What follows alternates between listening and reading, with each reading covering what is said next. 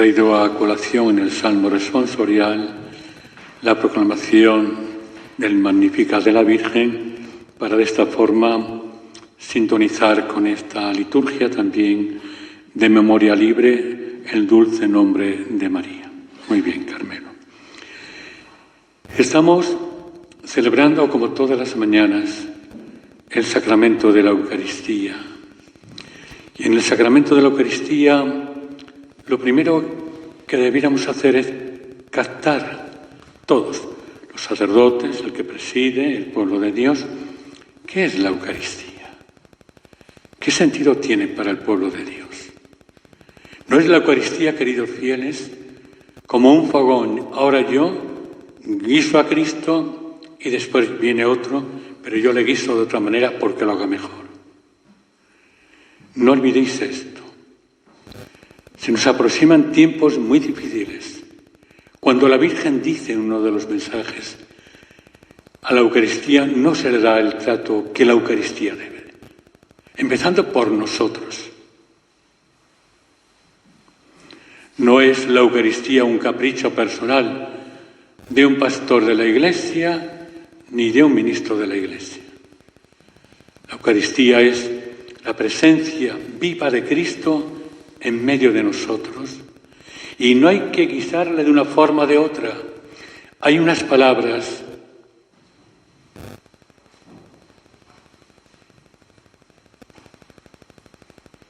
cuyas palabras son estas. Este pan, unas palabras de consagración en inglés, en francés, en alemán, donde sea. Pero cuando un sacerdote, en una concelebración, imaginaros Maggiore, donde sea, levanta el pan, unido a los hermanos, son todos los que levantan el pan, son todos los que levantan la sangre de Cristo. Por eso, hermanos, tenemos que plantearnos seriamente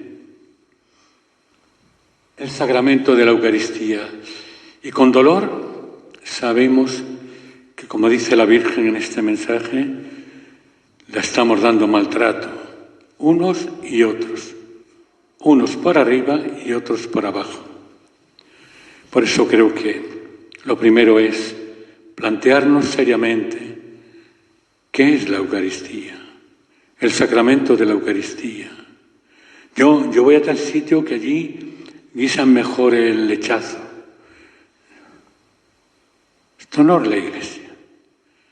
La Iglesia somos una comunidad de hermanos que compartimos juntos el gran manjar de la vida, el maná, allá donde estemos, que es Cristo el Señor. Nuestra Pascua inmolada en este lugar sobre este altar.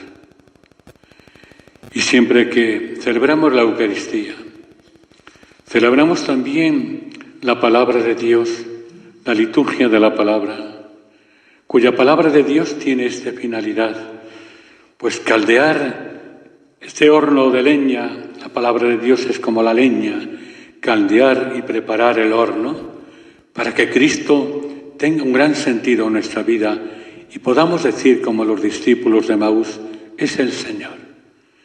Pero no se puede hacer de la Eucaristía, ahora yo juego las casitas, tú después el otro. No, hermanos. Y creo que Garabantal se nos va a presentar en un momento muy difícil, donde va a haber muchas tiendas de campaña, como decía el otro, y donde tal vez todo en detrimento de lo que es la celebración de la Eucaristía. Es que usted a mí no me gusta. Bueno, eso es aparte.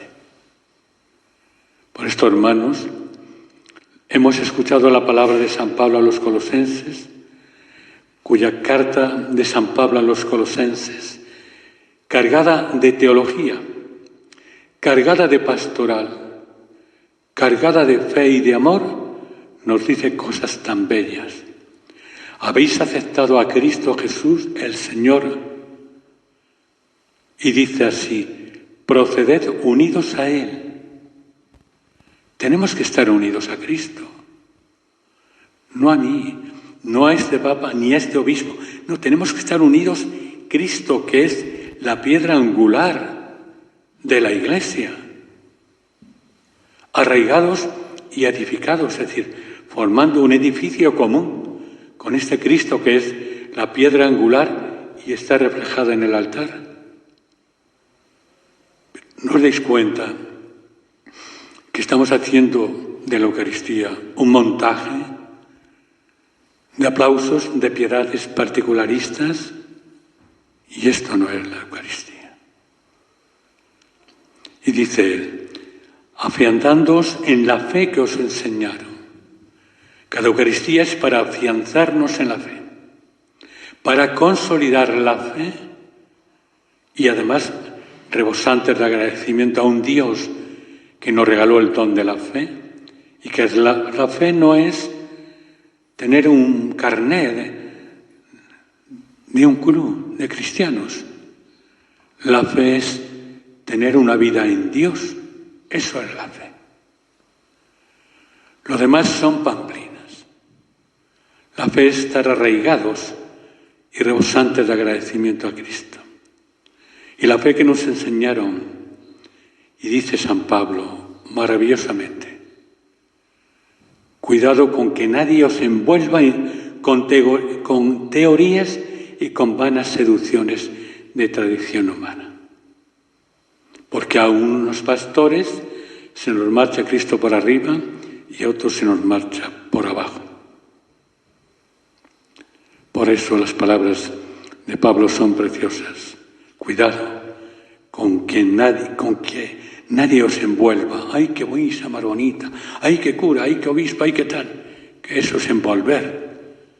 Y claro está, hay cristianos que cuando el pastor de la iglesia le dice no, esto no es pecado, hacen como una rebaja del Evangelio, de la moral de la iglesia, de la doctrina de la iglesia, entonces nos están envolviendo y nos están atormentando la mente o estropeando la mente con teorías y con vanas seducciones.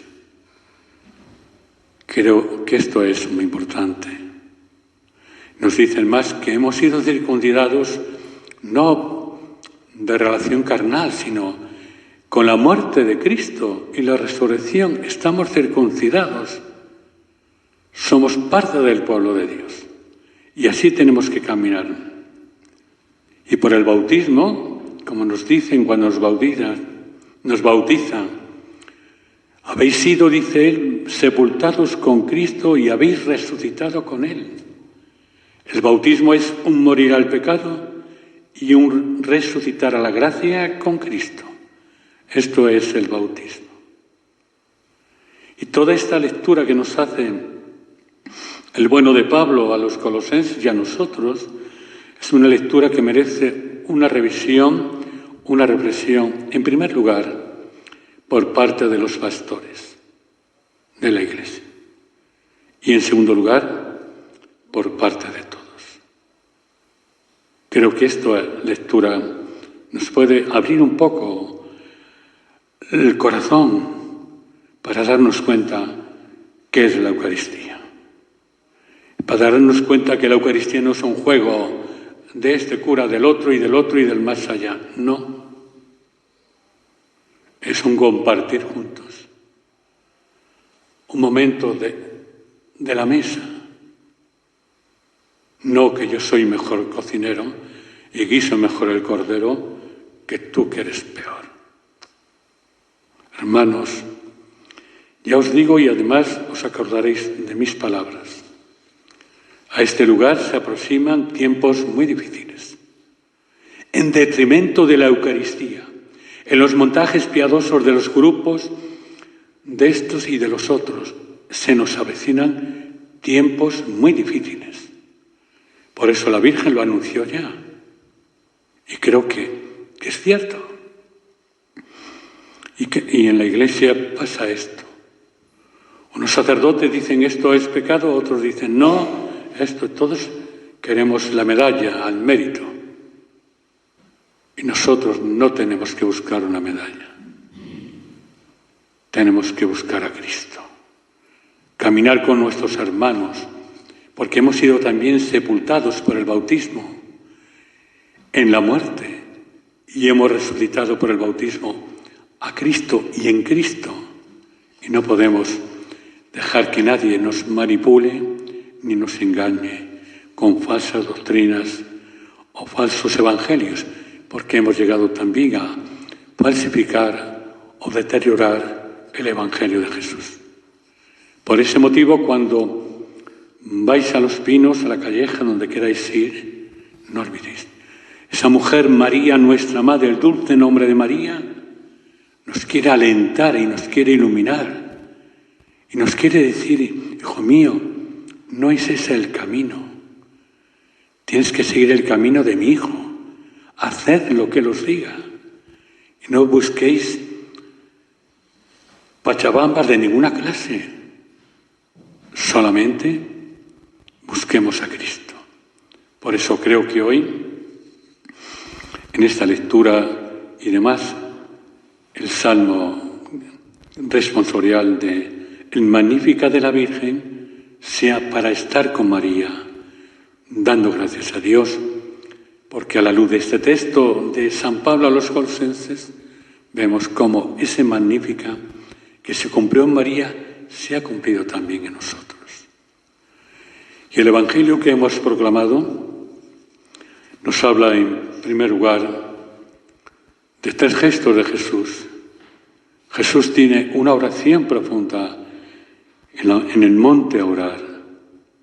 Pasa la noche en oración, orando a Dios Padre. Pasa la noche en oración porque después va a elegir a los 12 apóstoles entre todos los discípulos que allí estaban. Unos apóstoles sin doctorados tal vez, pescadores, unos apóstoles sencillos. Les elige 12. ¿Por qué son 12?